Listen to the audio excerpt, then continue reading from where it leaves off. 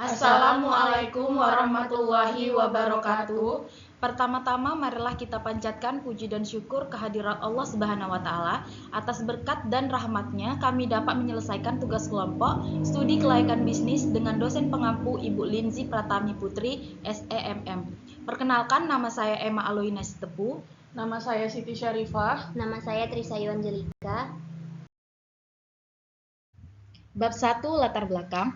Perusahaan adalah tempat terjadinya kegiatan produksi dan berkumpulnya semua faktor produksi. Setiap perusahaan ada yang terdaftar di pemerintah dan ada pula yang tidak. Bagi perusahaan yang terdaftar di pemerintah, mereka mempunyai badan usaha untuk perusahaannya. Badan usaha ini adalah status dari perusahaan tersebut yang terdaftar di pemerintah secara resmi. PT Mayora Indah Tbk adalah kegiatan usaha perseroan di bidang industri yang menghasilkan berbagai produk inovasi olahan makanan dan minuman. Hasil produksi dari perusahaan ini banyak dinikmati oleh masyarakat Indonesia.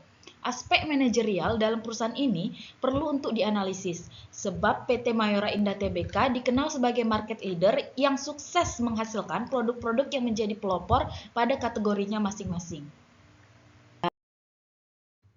Yang selanjutnya adalah tujuan penulisan. Yang pertama, untuk mengetahui aspek pasar dan pemasaran. Yang kedua, untuk mengetahui aspek teknis dan manajemen operasi. Yang ketiga, untuk mengetahui aspek ekonomi dan keuangan.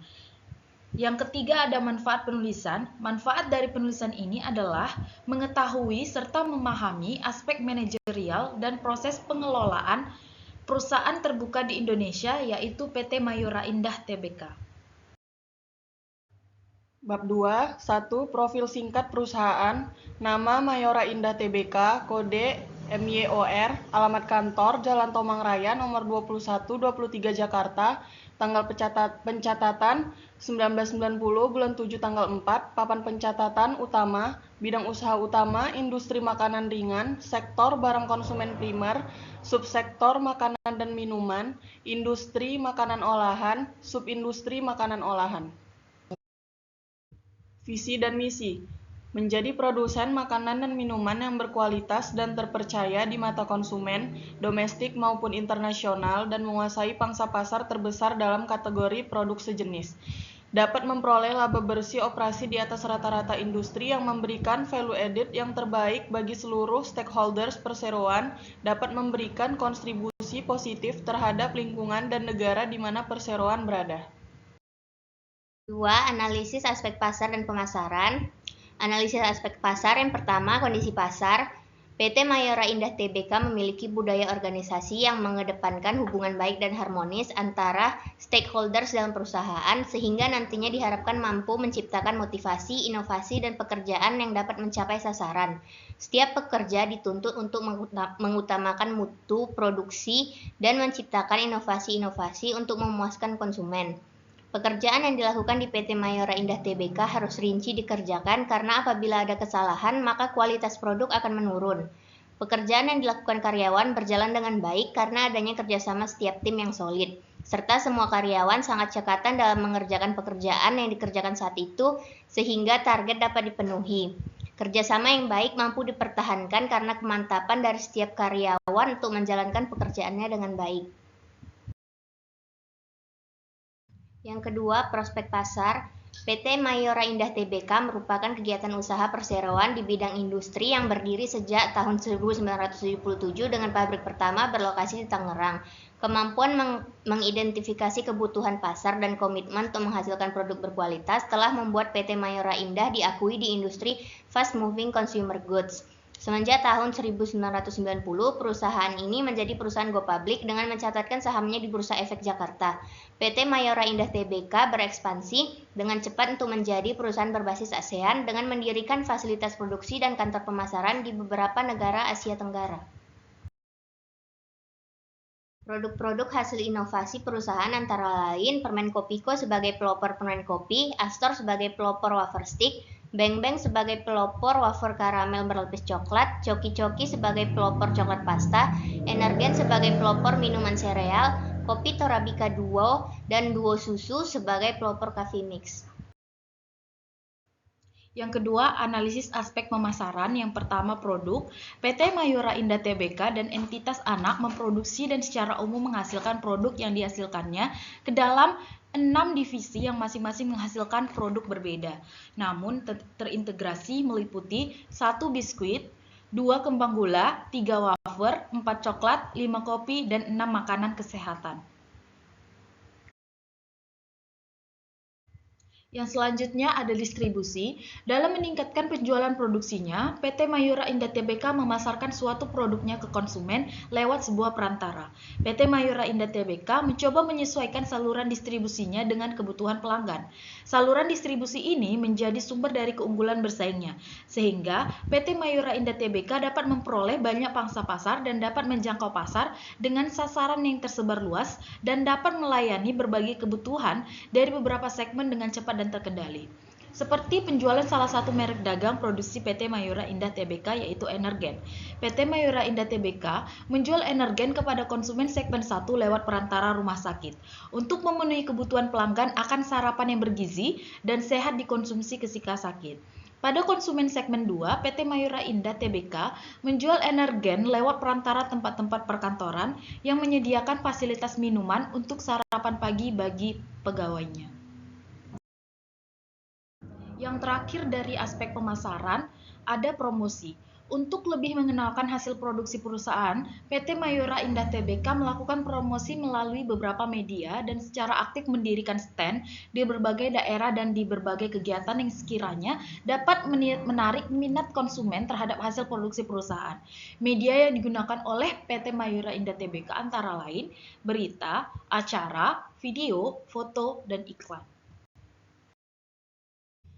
3. Analisis aspek teknis dan manajemen operasi. Analisis aspek teknis, teknologi pembuatan hingga pengemasan makanan dan minuman di pabrik Mayora sebagian besar menggunakan teknologi tingkat tinggi. Misalnya saja, salah satu mesin pengemasan biskuit dari Eropa yang dimiliki Mayora diklaim sebagai mesin pengemas terbesar di dunia. Mesin tersebut menggunakan teknologi robot yang mampu memindahkan ribuan biskuit dalam 1 jam ke tempat pengemasan. PT Mayora Indah Tbk mencoba menyesuaikan saluran distribusinya dengan kebutuhan pelanggannya. Saluran distribusi yang kreatif dan luar biasa ini menjadi sumber dari keunggulan bersaingnya, sehingga PT Mayora Indah Tbk dapat memperoleh banyak pangsa pasar dan dapat menjangkau populasi sasaran yang tersebar luas. Berikutnya, analisis aspek manajemen operasi. Proses operasional perusahaan hingga pengiriman barang sampai ke konsumen yaitu yang pertama penerimaan order atau marketing. Marketing melakukan pemasaran sesuai dengan strategi pemasaran. Yang kedua, pada saat konsumen tertarik dan terlihat akan melakukan transaksi, perusahaan melakukan penawaran dengan mengajukan produk apa yang diinginkan. Setelah harga dan barang yang dipesan sesuai barulah proses selanjutnya dilakukan. Kedua, proses produksi. Ketika mengetahui tingkat permintaan di pasar, bagian produksi melakukan cross-check apakah produk yang dipesan sebelumnya masih tersedia di gudang atau tidak. Jika sudah ada, maka produk tidak diproduksi kembali, namun jika produk tidak mencukupi, maka akan diadakan produksi kembali. Yang ketiga, proses gudang baku atau jadi. Gudang baku berfungsi sebagai tempat penyimpanan bahan baku. Gudang jadi berfungsi sebagai tempat penyimpanan barang jadi yang diperoleh dari hasil barang produksi. Keempat, proses pengiriman. Produk yang telah siap untuk dipasarkan dimasukkan ke dalam armada pengangkut dan dipasarkan sesuai dengan tujuan pemasaran yang telah ditentukan sebelumnya. Perusahaan juga melakukan kerjasama dengan perusahaan penerbangan dan penyewaan kapal laut, agar pengiriman luar pulau ataupun mancanegara dapat berjalan dengan baik. Yang keempat, analisis aspek ekonomi dan keuangan. Adapun analisis aspek ekonomi, faktor ekonomi PT Mayora Indah Tbk atau Mayora Group MYOR adalah salah satu kelompok bisnis produk konsumen di Indonesia yang didirikan pada 17 Februari 1977. Perkembangannya tetap dapat eksis mengikuti perkembangan zaman walaupun dalam usahanya dihantam dengan berbagai krisis ekonomi, khususnya pada tahun 1997 dan 1998. Saat krisis ekonomi tersebut, PT Mayora Indah Tbk terkena dampaknya, namun tetap mampu beroperasi saat itu dikarenakan sudah memiliki banyak anak perusahaan dan telah menjadi perusahaan yang go public sejak tahun 1990, sehingga membuat PT Mayora Indah Tbk cepat pulih dan stabil dari keterpurukan kondisi tersebut. Hal ini merupakan keunggulan PT Mayora Indah Tbk dibanding perusahaan lainnya.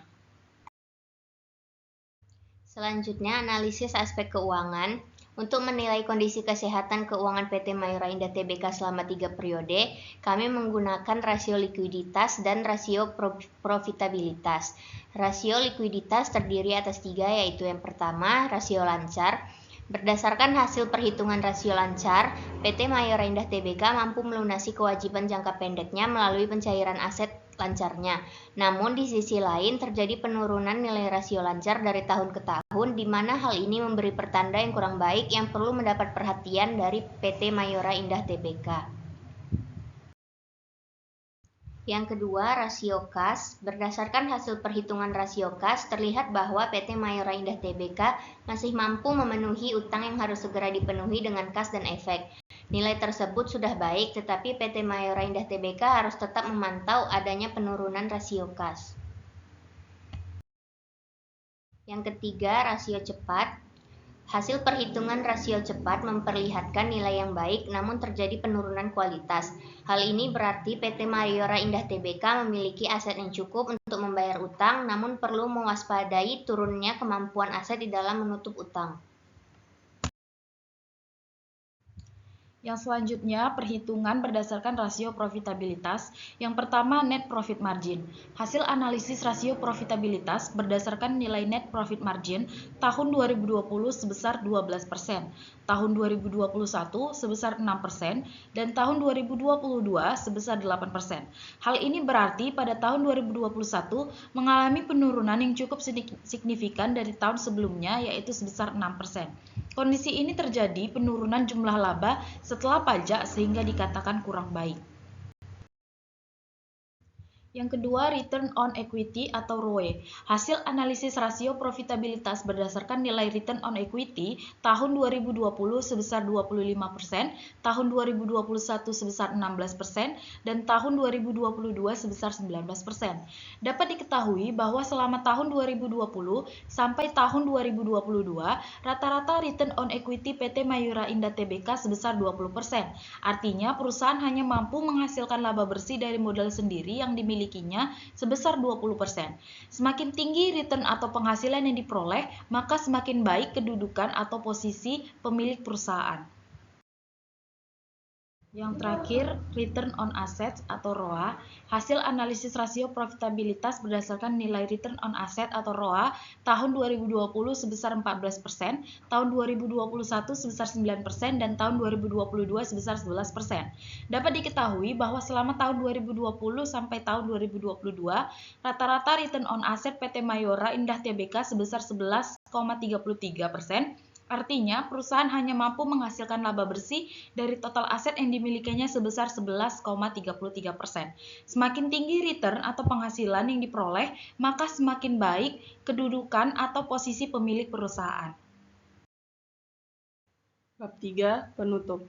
Dengan melihat laporan keuangan, strategi pemasaran, penghargaan, sertifikat, dan kedudukan PT Mayora Indah Tbk dalam pangsa pasar sebagai salah satu industri makanan yang menjadi saingan berat bagi produsen-produsen sejenis dengan PT Mayora Indah Tbk, PT Mayora Indah Tbk mempunyai prospek usaha di mana dikaitkan dengan kondisi industri, ekonomi secara umum, dan pasar internasional. Barang konsumsi tidak dapat dilepaskan dan menjadi bagian penting dari kehidupan manusia. Tingkat populasi yang tinggi dan meningkatnya daya beli masyarakat akan turut meningkatkan pemenuhan akan kebutuhan terhadap barang konsumsi, termasuk permintaan terhadap produk-produk yang dihasilkan oleh perseroan. Industri barang konsumsi seperti biskuit, kopi, sereal, dan sejenisnya yang diproduksi oleh perseroan merupakan industri yang tidak tergoyahkan, baik oleh krisis ekonomi maupun krisis energi yang terjadi. Bahkan dari tahun ke tahun, devisa negara yang diperoleh dari ekspor biskuit semakin besar. Sekian presentasi dari kelompok kami. Atas perhatiannya kami ucapkan terima kasih. Wassalamualaikum warahmatullahi wabarakatuh.